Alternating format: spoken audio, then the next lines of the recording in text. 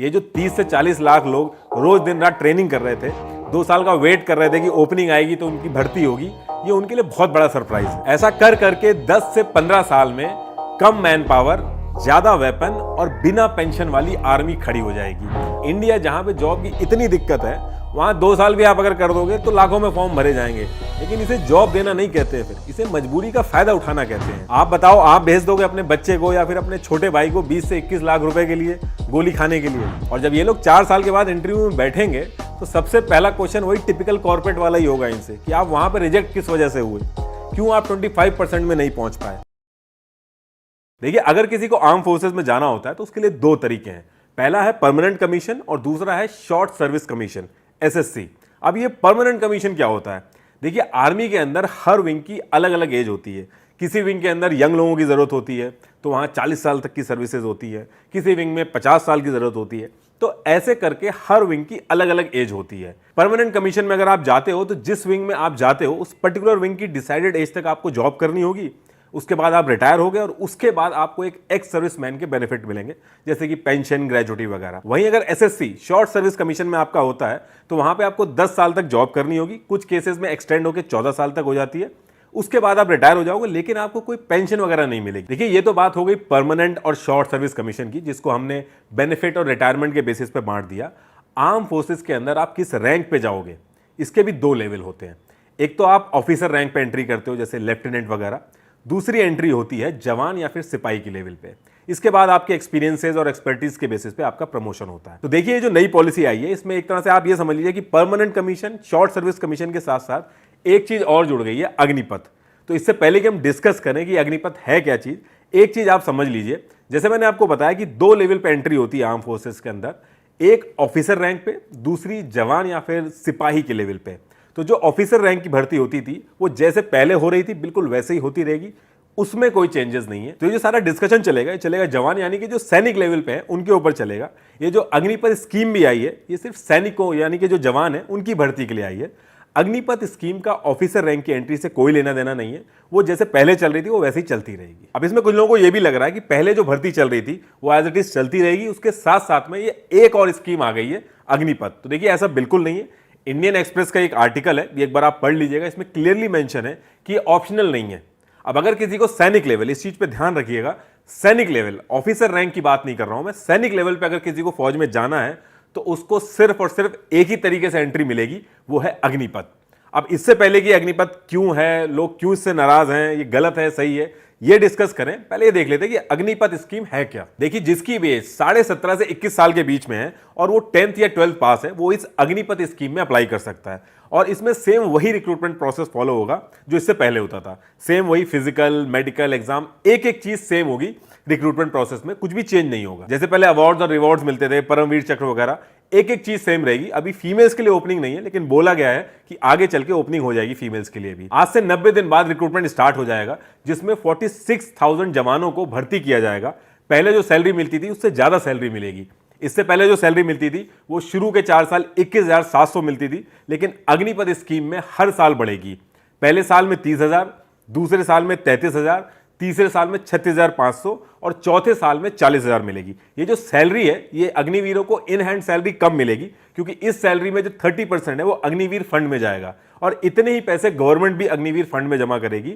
जैसे कि पीएफ में होता है, सेम वैसी ही चीज होगी। उसके बाद लास्ट में आपको मिलेंगे 11,71,000 रुपीज, ताकि आप जब 4 साल के बाद रिटायर हो फौज से तो आपके हाथ में कुछ पैसा हो। और ये जो फंड है आपका, इसके अगेंस्ट में आप चाहो तो 18 लाख तक का लोन भी ले सकते हो और 48 लाख का इंश्योरेंस भी मिलेगा जब तक आप अग्निवीर हो या फिर सर्विस में हो। जब तक आप देखिए, इसमें जो आपका टेन्योर होगा वो सिर्फ 4 साल का होगा। उसके बाद 25% अग्निवीरों को आर्मी में लिया जाएगा, बाकी जो 75% बचेंगे उनको घर जाना होगा।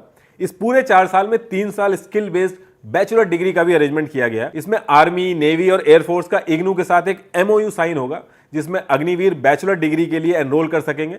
इसमें कई एंट्री और एग्जिट ऑप्शंस मिलेंगे पहले साल में आपको। पहले साल पे सर्टिफिकेट, दूसरे साल पे डिप्लोमा, तीसरे साल पे डिग्री मिलेगी। इसमें 50% मार्क्स जो आप टेक्निकल और नॉन टेक्निकल स्किल सीखोगे उसके होंगे, बाकी 50% marks economics, history, political science, ये सब सब्जेक्ट्स के होंगे, जो आप क्रेडिट सिस्टम से यूनिवर्सिटी से भी अवेल कर सकते हो। तो पढ़ाई की जो दिक्कत है वो भी नहीं होगी। अब देखिए, पॉलिसी तो बहुत अच्छी लग रही है, पैसा पहले से ज़्यादा है, लोन मिल रहा है, जो इतने टाइम से भर्ती रुकी हुई थी अब 46,000 वैकेंसी आ गई हैं, एग्जिट होने पे 11 लाख का अमाउंट भी मिल रहा है, और जो लोग पिछले 2 साल से वेट कर रहे थे उनके लिए 23 साल की एज कर दी गई है। इसको ये मत समझिएगा कि हर किसी की एज 23 साल कर दी गई है, जो पहला बैच है उसके लिए 2 साल एज बढ़ाई गई है, बाकी जो एज लिमिट है वो 17.5 से 21 साल की है। और इसमें यह भी कहा जा रहा है कि क्योंकि जब आप यहां से निकलोगे तो आप ज्यादा डिसिप्लिन रहोगे, एक्सपीरियंस रहेगा आपके पास, तो जब आप यहां से निकल के सोसाइटी में जाओगे तो जॉब्स में भी आपको प्रेफरेंसेस मिलेंगी। पुलिस, सीएपीएफ, असम राइफल्स में भी प्रेफरेंस मिलेगी। अभी गवर्नमेंट ने यह भी अनाउंस किया है कि 10% का रिजर्वेशन भी मिलेगा आपको। अब आप कहोगे पहले ज्यादा सैलरी है, सारी चीजें अच्छी हैं, बेनिफिट भी मिल रहे हैं, तो लोग प्रोटेस्ट क्यों कर रहे हैं? तो देखिए, जितना सिंपल दिख रहा है इतना सिंपल है नहीं। पहली चीज, मेडिकल बेनिफिट जो जवान और उसकी फैमिली को मिलते थे वो अब नहीं मिलेंगे। पेंशन नहीं मिलेगी, ग्रेचुटी नहीं मिलेगी। ये जो 11 लाख मिल रहे हैं ये वन टाइम अमाउंट है। अगर आप इसको कंपेयर करोगे मेडिकल और बाकी बेनिफिट से तो काफी कम है ये। दूसरी चीज, अगर किसी वजह से अग्निवीर की जान जाती है तो जो बेनिफिट मिल रहे हैं वो सेम नहीं है जो एक रेगुलर आर्मी के जवान को मिलते हैं। रेगुलर सोल्जर जब शहीद होता है तो उसकी फैमिली को भी लाइफ टाइम बेनिफिट मिलते हैं। जो एक तरह का क्लास डिफरेंस हम बाकी के गवर्नमेंट डिपार्टमेंट में देखते हैं, जो एडहॉक और कॉन्ट्रैक्ट बेस्ड एम्प्लॉय और परमानेंट एम्प्लॉय में होता है, कुछ उसी तरीके का सिस्टम यहां भी इंट्रोड्यूस हो गया है। इस पूरी सिचुएशन में ऐसा नहीं लग रहा कि आर्मी की भर्ती हो रही है, ऐसा लग रहा है कि 4 साल का ट्रेनिंग प्रोग्राम होगा, उसके बाद डिसाइड होगा कि लाइफ में होगा क्या। पहले जैसे गांव में फौज में नौकरी मिलते ही शादी फिक्स कर दी जाती थी, एक जवान और उसके घर वाले अपने आप को सिक्योर और सेटल्ड फील करते थे। अब वो चीज नहीं हो पाएगी। अब लड़की का बाप भी वेट करेगा कि देख लो पहले 25% में नंबर आता है कि नहीं। आप एसएससी शॉर्ट सर्विस कमीशन का एग्जांपल देके अग्निपथ से कंपेयर कर सकते हो, लेकिन एसएससी में काफी टाइम मिलता है, 10 से 14 साल तक का टाइम मिलता है, और वो भी एक फेयर स्कीम नहीं है एक सोल्जर के लिए। अगर वो फेयर होती इतनी तो पेंशन को लेकर कोर्टों में इतने केस नहीं चल रहे होते एसएससी वालों के। एक जो गवर्नमेंट का चपरासी होता है उसका भी जो रिटायरमेंट प्लान है वो अग्निवीरों से ज्यादा अच्छा है। रेगुलर भर्ती जो होती है अगर उसके साथ साथ ये उसके पैरेलल में स्कीम आई होती तो बहुत ही अच्छा गिफ्ट होता हर किसी के लिए, लेकिन ऐसा है नहीं। देखिए, कई महीने पहले से इस स्कीम के बारे में बात हो रही है और जो पॉलिसी मेकर्स हैं उनको बहुत अच्छे से पता था कि जैसे ये पॉलिसी आएगी सबसे बड़ा क्वेश्चन यही होगा कि पहले जो भर्तियां हो रही थी उसके साथ साथ ये स्कीम चलेगी या फिर ये अलग से चलेगी। लेकिन पूरी मीडिया ब्रीफिंग में जब इस चीज को इंट्रोड्यूस किया गया, पूरी मीडिया ब्रीफिंग में इस क्वेश्चन से बचा गया, इसका जिक्र तक नहीं हुआ। जबकि एक दिन पहले यह जरूर बता दिया गया कि 18 महीने में 10 लाख जॉब्स मिलेंगी, ताकि लोग कंफ्यूज ना हो जाएं अग्निपथ स्कीम और बाकी जॉब्स ओपनिंग में। इतनी समझ है इनमें, एक दिन पहले ही बता दी ये चीज। लेकिन आप 100 बार इनके स्पोक्स पर्सन से पूछ लो कि पुरानी भर्ती जो थी वो एज इट इज चलती रहेंगी, ये जो अग्निपथ स्कीम है ये पैरेलल में आई है, आपको गोलमोल जवाब मिलेंगे। आधे लोग अभी भी ये समझते हैं कि पैरेलल में आई है, जो पुरानी भर्ती वो एज इट इज चलती रहेंगी, जबकि ऐसा नहीं है। एक भर्ती रैली होती है जिसमें फिजिकल टेस्ट होता है, काफी टफ होता है वो। उस भर्ती रैली के लिए गांव में लड़के 4-4 साल तक दौड़ते हैं, रोज मेहनत करते हैं। अभी एक वीडियो वायरल हुआ था जिसमें मैकडी में काम करने वाला लड़का भाग रहा था रात में, वो उसी भर्ती के लिए दौड़ रहा था जो पिछले 2 साल से बंद है। और अब ये अग्निपथ आने के बाद वो भर्ती सिर्फ 4 साल की बची है। लोग 4-4, 5-5 साल मेहनत करते हैं, सिर्फ 4 साल आर्मी में रहने के लिए नहीं करते हैं वो। ये जो 30 से 40 लाख लोग रोज दिन रात ट्रेनिंग कर रहे थे, 2 साल का वेट कर रहे थे कि ओपनिंग आएगी तो उनकी भर्ती होगी, ये उनके लिए बहुत बड़ा सरप्राइज है। आप सोच के देखिए एक बार, ये जो अग्निपथ स्कीम के जो बेनिफिट है, ये सरकार पहले जो रिक्रूटमेंट करती थी उसमें कुछ चेंजेस करके भी कर सकती थी। और ये जो यंगस्टर को डिसिप्लिन में लाना और एम्प्लॉयबल बनाने वाली बात है, ये चीज तो एनसीसी और टेरिटोरियल आर्मी में भी करी जा सकती थी, इंप्लीमेंट किया जा सकता था इसको, लेकिन ऐसा नहीं किया गया क्योंकि इसके पीछे काफी चीजें हैं, वो हम डिस्कस करते हैं। देखिए, जो सारी चीजें इस तरीके से इंप्लीमेंट की गई हैं, इसके पीछे 2 रीजन है। एक है डिफेंस में मैन पावर का एक्सपेंस, दूसरा है एवरेज एज आर्मी की। तो पहले मैन पावर का जो एक्सपेंस है वो डिस्कस करते हैं। जो ओवरऑल डिफेंस का बजट है वो है 5,25,000 करोड़, 5.25 ट्रिलियन, जिसमें से 1.19 ट्रिलियन यानी कि 1,19,000 करोड़ पेंशन में जाता है, सेम इतना ही सैलरी में जाता है, और इसके बाद फूड और बाकी चीजों में जाता है। अभी कोई आर्मी में 40 साल अगर सर्विस देता है तो सर्विस पूरी होने के बाद 40 साल तक उसको पेंशन मिलती है। पूरे डिफेंस बजट में से 3 लाख करोड़ से ज्यादा इन एक्सपेंसेस में जाता है, और जो वेपन मॉडर्नाइजेशन, नए वेपन ऐड करना, नई टेक्नोलॉजी इंप्लीमेंट करना, इन सब के लिए बहुत ही कम पैसा बचता है। इसको एक एग्जांपल से समझते हैं, चाहे यूएस हो, रशिया हो, इन सब से हमारी आर्मी मैन पावर में काफी ज्यादा है, 14 लाख से भी ज्यादा है मैन पावर है हमारे पास। लेकिन आज की डेट में अगर लड़ाई हो जाए तो हम लोग बैकफुट पे आ जाएंगे, क्योंकि उनके पास ज्यादा अच्छे वेपन और टेक्नोलॉजी है। तो एक्चुअल में अगर आर्मी को आगे बढ़ना है तो वेपन का मॉडर्नाइजेशन बहुत ही जरूरी है, और ये चीज हमको रियलाइज हो चुकी है। लेकिन बजट तो उतना ही है इंडिया के पास, क्योंकि फिर बाकी डिपार्टमेंट कैसे रन होंगे। लेकिन एक तरीका है, अगर मैन पावर कम कर दिया जाए तो जो एक्सपेंस होगा वो कम हो जाएगा, और वो पैसा हम वेपन के ऊपर खर्च कर सकते हैं। ऐसा बाकी कंट्रीज भी कर रही हैं, अपनी मैन पावर कम कर रही हैं, उससे ज्यादा पैसा वो टेक्नोलॉजी पे खर्च कर रही हैं। दूसरी चीज है एवरेज एज। सुब्रमण्यम कमेटी जो कारगिल वॉर के बाद बैठी थी, उसने भी ये चीज कही थी कि एवरेज एज आर्मी की कम होनी चाहिए, क्योंकि जो 22-23 साल का जवान जितनी तेजी से पहाड़ पे चढ़ पाएगा उतनी तेजी से एक 32 साल का सिपाही नहीं चढ़ पाएगा। तो जो रेशियो है वो 1/1 का होना चाहिए, मतलब कि यंग और सीनियर का कॉम्बिनेशन होना चाहिए 50-50% का। अभी जो एवरेज एज है आर्मी की वो 32 ईयर्स है। डिफेंस काफी टाइम से इस पे काम कर रहा है कि आर्मी की जो एवरेज एज है वो कम हो जाए, और इंडिया एक यंग कंट्री है, यहाँ पे यूथ ज्यादा है, तो अगर एक सही पॉलिसी इंप्लीमेंट कर दी जाए तो बड़ी आसानी से अचीव हो सकता है। तो ये जो एवरेज एज है आर्मी की और ये जो मैन पावर पे जो इतना एक्सपेंस हो रहा है, इन दोनों चीजों का सोल्यूशन है अग्निपथ स्कीम। देखिए, हर साल 60,000 के करीब आर्मी से रिटायर होते हैं और हर साल अलग अलग रेजिमेंट में इतने ही हायर होते हैं। 1,65,000 रिक्रूटमेंट हुए थे 2017, 18 और 19, इन 3 सालों में। उसके बाद से रिक्रूटमेंट बंद हो गई, और ये मैं खुद नहीं बोल रहा हूं, ये डिटेल श्रीपद नायक जी ने लोकसभा में बताई थी। 2019 से लेकर आज तक उसके बाद रिक्रूटमेंट बंद है। इसका मतलब कि 1,65,000 और अभी तक ज्वाइन हो जाने चाहिए थे, लेकिन नहीं हुए। मतलब कि 1,65,000 लोगों की शॉर्टेज है हमारी आर्म फोर्सेज में, और 2 साल से हायरिंग बंद है, तो जो एवरेज एज है वो भी और बढ़ गई होगी। और जब इनसे पूछा जाता है कि 3 साल भर्ती क्यों नहीं हुई, ये हायरिंग रुकी क्यों रही, तो ये रीजन दिया जाता है कि कोविड की वजह से नहीं हुई। हालांकि जब इलेक्शन होते हैं, रैलियां होती हैं, ये सारी कोई भी चीज नहीं रुकी, लेकिन अगर जवान इकट्ठे हो जाते रिक्रूटमेंट के लिए तो वो दिक्कत हो जाती। अब देखिए, अग्निपथ स्कीम आ चुकी है। 1,65,000 जो आर्मी मैन है उनकी शॉर्टेज ऑलरेडी थी। अग्निपथ स्कीम आ जाने से शॉर्टेज पूरी हो जानी चाहिए, लेकिन शॉर्टेज पूरी नहीं होगी, बल्कि आर्मी कम होगी। अभी आपको समझ में आ जाएगा कैसे। अग्निपथ स्कीम में 46,000 भर्ती आई हैं। अब आप 46,000 का 25% लगाएं, लगभग 12,000 के करीब होगा। 11,500 होता है, 12,000 मान लो, यानी कि 12,000 के करीब एंट्री होगी आर्मी में, जो पहले 60,000 हर साल होती थी, अब 12,000 होंगी। और ये जो मैथ्स है, ये ऐसा नहीं है कि जिसने स्कीम बनाई है उसको पता नहीं थी, उसको बहुत अच्छे से पता थी। लेकिन जब आर्मी में मैन पावर कम करना ही टारगेट है तो दिक्कत किस बात की है। ऐसा कर करके 10 से 15 साल में कम मैन पावर, ज्यादा वेपन और बिना पेंशन वाली आर्मी खड़ी हो जाएगी। अगर यही चीज डायरेक्ट की जाती तो बहुत ज्यादा दिक्कत होती। ये जो करोड़पति MP MLA आजीवन पेंशन उठाते हैं, कुछ MP तो जो MLA बनते हैं बाद में, वो 2-2 बार पेंशन उठाते हैं। उनके लिए अगर इस लेवल की स्ट्रेटेजी बनाई गई होती या ये स्कीम लाई गई होती तो बहुत ज्यादा अच्छा रहता। एक चीज और है इसमें कि इस पर्टिकुलर एज में लोग अनमैरिड रहेंगे। 17.5 से 21 + 4 25, तो 17.5 से 25 साल की उम्र में लोग अनमैरिड रहेंगे। और जब 4 साल कंप्लीट करके निकलेंगे, उसके बाद कोई लायबिलिटी नहीं है गवर्नमेंट की इस स्कीम के हिसाब से। जो फैमिली के बेनिफिट मिलते हैं, मेडिकल बेनिफिट, बाकी जितने भी बेनिफिट होते हैं, इससे भी कॉस्टिंग कम होगी। तो इससे अच्छी बात क्या हो सकती है पॉलिसी मेकर्स के लिए कि दोनों हाथ घी में और मुंह कढ़ाई में। लेकिन एक्सपर्ट्स के हिसाब से जिस मोटिव से इसको इंप्लीमेंट कर रही है सरकार, वो भी उतना परफेक्ट नहीं है। एक जवान को ट्रेन करने में करीब 80 से 90 लाख रुपए का खर्चा आता है। अगर इन जनरल इसको 1 करोड़ मान लो समझाने के लिए, तो पहले इतना पैसा जब एक जवान पे लगता था तो वो जवान करीब 40 साल तक आर्मी सर्व करता था। लेकिन अब ये जो अग्निवीर आप ट्रेन करोगे, इनकी ट्रेनिंग और एग्जाम में पैसा उतना ही लगेगा, लेकिन आप इनसे सर्विस सिर्फ 4 साल की ही ले पाओगे। इतना पैसा लगा के आप 4 साल बाद उसको सोसाइटी में छोड़ दोगे। मतलब कि आपको अगर एक 40 साल की सर्विस लेनी है तो उसके लिए आपको 10 अग्निवीर लगेंगे, जो पहले 1 लगते थे।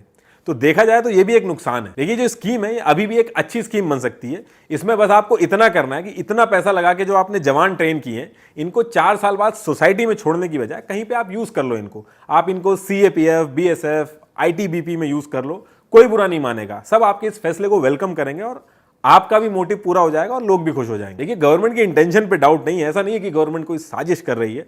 आई एम श्योर गवर्नमेंट ने बहुत ही सोच समझ के लिमिटेड बजट को कैसे अच्छे से यूज किया जाए, उसी डायरेक्शन में कदम उठाया होगा। इनफैक्ट कम से कम सोचा तो सही कि इंडिया के अंदर डिफेंस रिफॉर्म की जरूरत है। जो बाकी गवर्नमेंट थी वो कभी हाथ नहीं डालती थी लोगों की नाराजगी की वजह से।